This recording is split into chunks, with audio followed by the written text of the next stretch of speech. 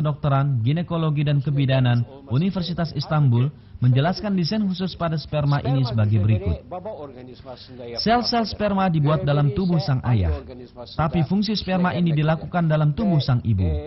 Dan semenjak dunia ini dimulai, dengan kata lain dalam sejarah umat manusia, tidak ada sperma yang berkesempatan kembali pulang ke tubuh sang ayah setelah melaksanakan tugasnya dalam tubuh sang ibu, dan kemudian berkata pada sel-sel yang telah membuatnya tentang apa yang telah mereka lakukan, kesulitan apa yang mereka hadapi, atau apa tugas mereka. Jadi kalau begitu, bagaimana sel sperma memiliki struktur yang sangat berbeda dengan semua ribuan macam sel yang ada dalam tubuh? Bagaimana sel sperma mengetahui bahwa ia akan mengangkut muatan genetis yang ia ambil dari tubuh sang ayah ke tubuh lain yang kemudian akan menjadikannya hidup, sehingga bagian kepala, yakni bagian depannya, harus memiliki pelindung? Bagaimana sel sperma mengetahui bahwa ia akan menembus membran sel sehingga ia juga membawa sejumlah senjata kimia yang dipasang di balik pelindungnya? Jadi, Anda tahu bahwa adalah mustahil semua struktur pada sel ini, tugas yang ia lakukan, berbagai peristiwa yang ia alami adalah sebuah kebetulan. Ia mengerjakannya dengan kebetulan, atau bahkan ia secara sadar mengerjakan semua ini berulang-ulang. Ini adalah bukti paling jelas bagaimana Allah Sang Pencipta telah memberinya tugas ini dan bagaimana ia melakukannya dengan cara yang paling sempurna. Perancangan menakjubkan dalam desain sperma itu sendiri adalah sebuah keajaiban penciptaan. Sebenarnya Allah telah memberikan perhatian khusus pada penciptaan air mani, tempat sperma itu berada dalam Al-Quran.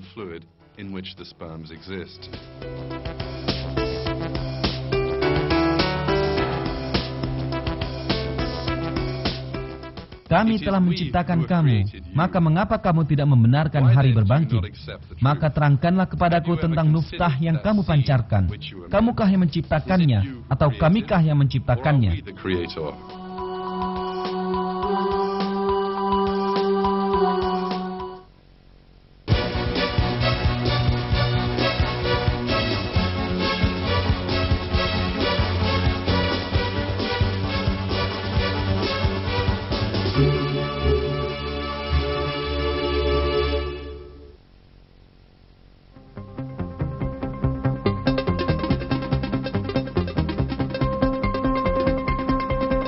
Sekitar 250 juta sperma pada satu waktu dikirimkan ke rahim sang ibu. Angka ini sengaja dibuat tinggi, sebab segera setelah sperma-sperma itu memasuki tubuh sang ibu, mereka mendapati diri mereka berhadapan dengan bahaya mematikan. Terdapat campuran pekat asam di dalam organ reproduksi sang ibu yang menghalangi pertumbuhan bakteri. Campuran asam ini juga mematikan bagi sperma. Dalam beberapa menit saja, dinding rahim diliputi jutaan sperma yang mati. Beberapa jam kemudian, sebagian besar dari 250 juta sperma tersebut akan mati.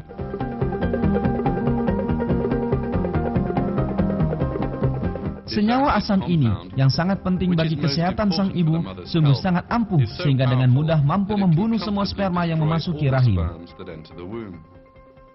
Pada peristiwa ini, pembuahan tidak dapat terjadi dan ras manusia akan punah.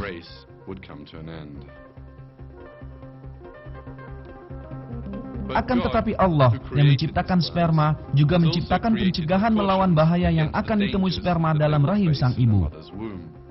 Pada saat sperma sedang diproduksi dalam tubuh sang ayah, senyawa basa ditambahkan pada cairan yang berisi sperma tersebut. Senyawa ini menurunkan pengaruh asam dalam rahim sang ibu.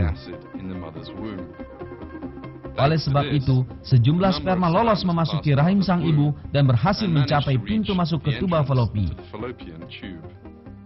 Jika Anda perhatikan, semua sperma tersebut bersama-sama pergi menuju arah yang sama. Tapi, bagaimana mereka dapat menemukan arah yang tepat ini?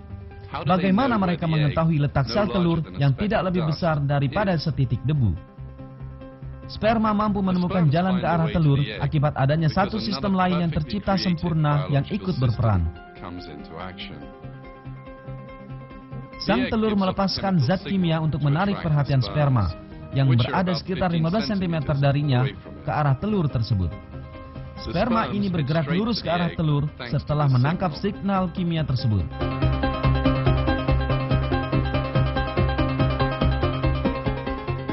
Singkatnya, sel telur yang sama sekali tidak mengenali sperma tersebut dan belum pernah berhubungan dengan mereka sebelumnya memanggil sperma ini untuk datang padanya. Dua sel yang sama sekali belum pernah kenal mampu untuk saling berkomunikasi. Ini adalah satu bukti lagi bahwa telur dan sperma diciptakan dalam bentuk paling ideal satu sama lain.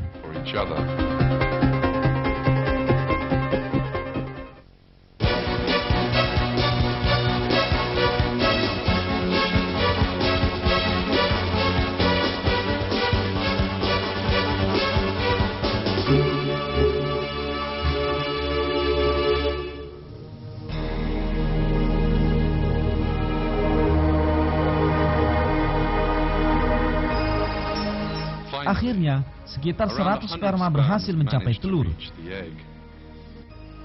Namun perlombaan belum usai. Karena hanya satu sperma yang diizinkan masuk dan berada dalam telur. Jadi, satu perlombaan yang lain lagi dimulai. Terdapat sebuah rintangan besar yang menghadang para sperma ini. Ini adalah lapisan pelindung keras yang mengelilingi telur, yang membunuh berbagai mikroorganisme yang tidak dikehendaki yang mendekatinya dan sukar untuk ditembus. Untuk mengatasi rintangan ini, sistem khusus telah diciptakan pada sperma. Di bawah lapisan pelindung pada kepala sperma, terdapat senjata-senjata rahasia yang hingga kini masih ia sembunyikan, yakni berupa kantung-kantung kecil berisi enzim-enzim pelarut. Kantung-kantung kecil ini membuat lubang pada penghalang pertama yang mengelilingi telur, yaitu lapisan pelindung, dengan melarutkannya sehingga sperma dapat masuk melalui lapisan ini. Ketika sperma sedang bergerak maju di dalam lapisan ini, pelindung kepala sperma akhirnya menjadi usang dan setelah itu hancur.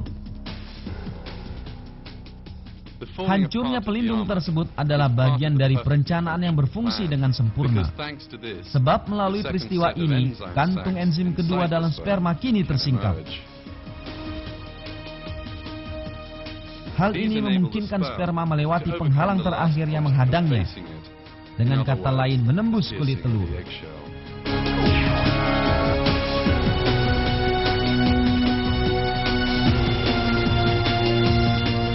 Anda kini sedang melihat gambar yang diambil dengan mikroskop elektron.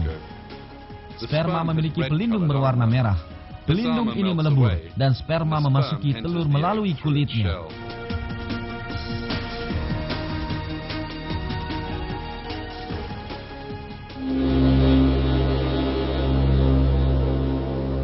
Gambaran sempurna tentang pertemuan antara sperma dan telur tidak berakhir sampai di sini. Segera setelah sperma mencapai kulit telur, keajaiban lain terjadi. Sang sperma tiba-tiba saja melepas ekor yang telah membawanya sepanjang perjalanan ini. Hal ini penting, karena bila sperma tidak melakukannya, maka ekor yang selalu tetap bergerak akan masuk ke dalam sel telur dan menghancurkannya. Pelepasan ekor oleh sperma menyerupai cara roket atau pesawat ruang angkasa melepaskan tangki bahan bakar dan mesin yang tidak diperlukan lagi ketika mereka meninggalkan atmosfer. Tetapi, bagaimana sperma kecil ini dapat melakukan suatu perhitungan yang rumit?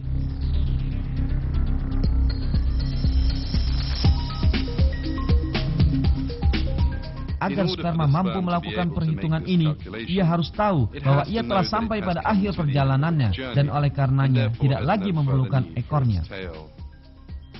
Akan tetapi sperma adalah mesin biologis yang tidak mampu berpikir, yang tidak memiliki kecerdasan dan tidak dapat merasakan keadaan sekelilingnya.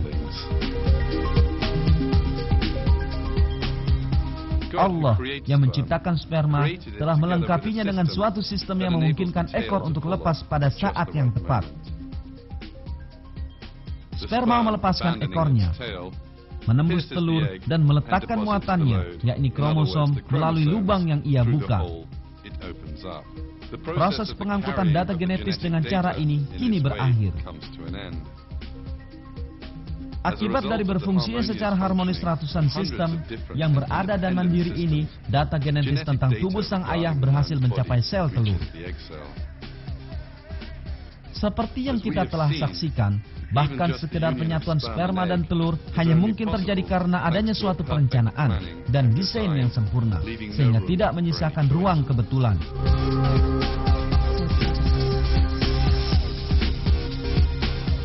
Sekalipun orang-orang tidak menyadari hal ini, kecerdasan dan perencanaan yang terlihat di setiap bagian dari peristiwa ini adalah bukti jelas yang menunjukkan bahwa manusia diciptakan oleh Allah.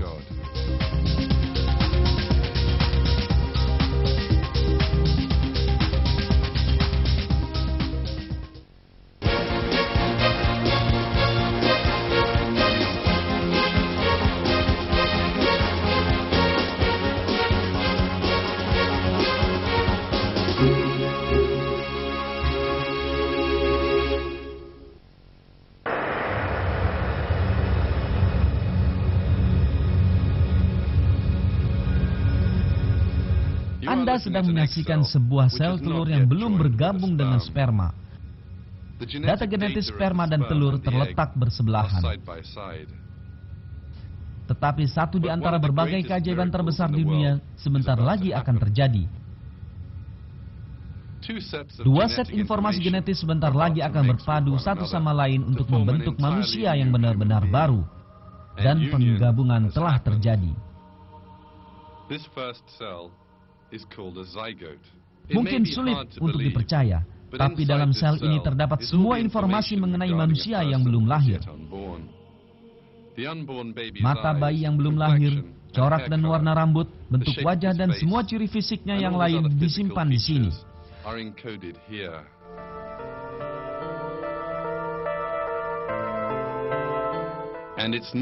Dan bukan hanya penampakan luarnya, tetapi juga rangkanya, organ dalam, kulit, pembuluh darah, dan bahkan bentuk dan jumlah sel darah yang beredar melalui pembuluh-pembuluh ini, dan semua detail tubuhnya juga ditentukan di sini.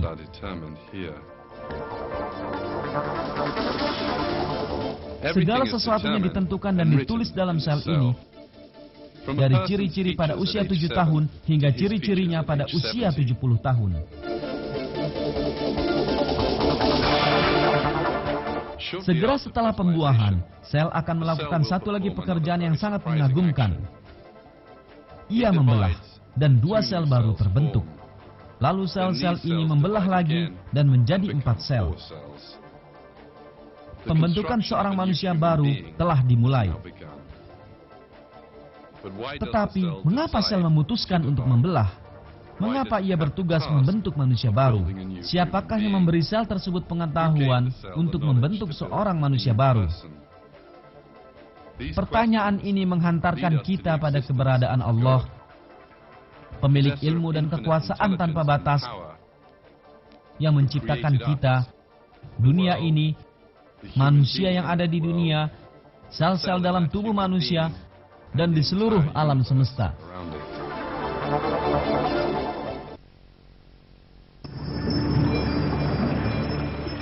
Saat ini, Anda tengah menyaksikan perjalanan sel yang terus-menerus membelah dan memperbanyak diri di dalam tuba Fallopi. Kumpulan sel ini kini dikenal dengan zigot.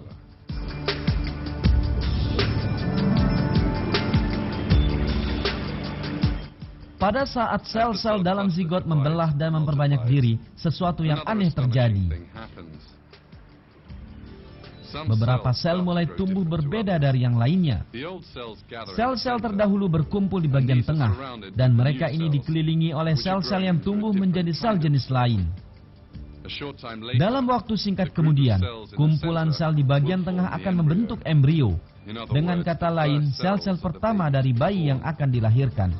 Dan kumpulan sel di sekelilingnya akan membentuk plasenta yang akan memberi makan untuk embrio. Sel-sel yang tumbuh berbeda satu sama lain, dan penentuan untuk membentuk embrio atau plasenta dianggap oleh dunia ilmu pengetahuan sebagai sebuah keajaiban besar. Ada perintah rahasia yang membuat sel melakukan hal ini.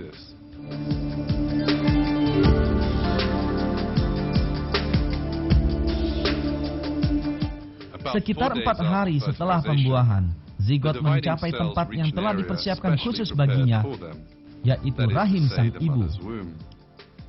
Agar tidak dikeluarkan dari tubuh, ia harus menempel pada rahim. Akan tetapi, zigot hanyalah sebuah gumpalan yang terdiri atas sel-sel yang mirip. Ia tidak memiliki pengait atau perpanjangan yang memungkinkannya menempel di tempat tertentu. Jadi, bagaimana ia melekat dalam dinding rahim?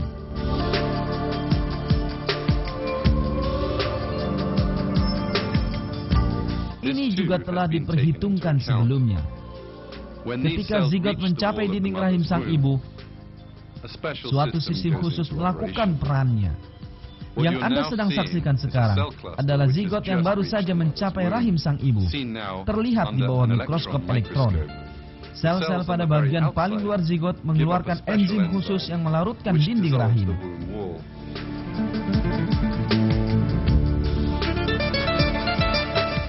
Dengan cara demikian, zigot dapat melekat sangat kuat pada rahim dan tidak dikeluarkan dari dalam tubuh. Keberadaan sel-sel di permukaan zigot yang tidak hanya terletak di tempat yang tepat, tapi juga menghasilkan enzim yang diperlukan, sekali lagi menunjukkan kesempurnaan penciptaan. Keberadaan penciptaan yang tanpa cacat ini menjadikan zigot tertanam dalam dinding rahim.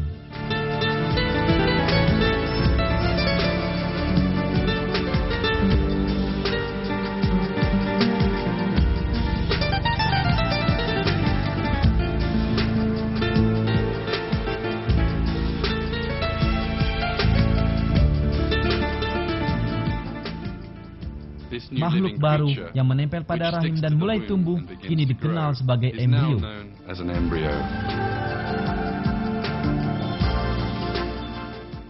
Fakta ini yang ditemukan oleh ilmu pengetahuan modern memperlihatkan satu keajaiban penting dalam Al-Quran. Dalam Al-Quran, Allah menggunakan istilah alat untuk merujuk pada fase pertama dalam rahim seorang ibu.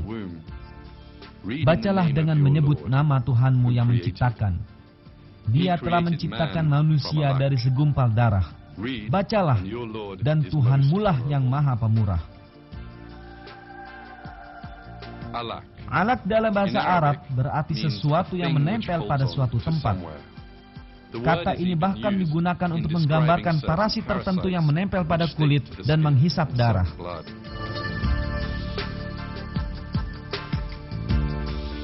Dengan kata lain, dalam Al-Quran, yang diturunkan pada saat pengetahuan manusia tentang biologi masih terbatas, sebuah kata telah digunakan yang dengan tepat melukiskan zigot dalam rahim sang ibu. Hal ini membuktikan sekali lagi bahwa Al-Quran adalah firman Allah.